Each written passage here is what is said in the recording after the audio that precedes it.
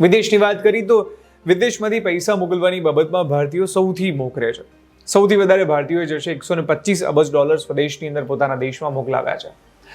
ભારતના જે એનઆરઆઈ છે એમને ઘણીવાર એવું ક્રિટિસિઝમનો સામનો કરવો પડતો હોય છે કે તમે વિદેશ જતા રહ્યા, દેશ છોડીને જતા રહ્યા, પરંતુ રિયાલિટી શું છે? રિયાલિટી એ છે કે એ ત્યાંથી કમાઈને નાણું ભારતમાં મોકલે છે.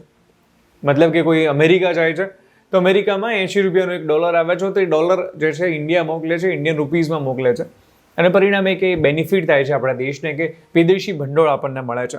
વાત કરીએ સૌથી વધારે ભારત પછી મેક્સિકો, ચીન, Philippines, France, Pakistan, Egypt, Bangladesh, Nigeria અને ગ્વાટેમાલા આ કન્ટ્રીઝના લિસ્ટ છે જેની અંદર આ તમામ આંકડો આવેલો છે.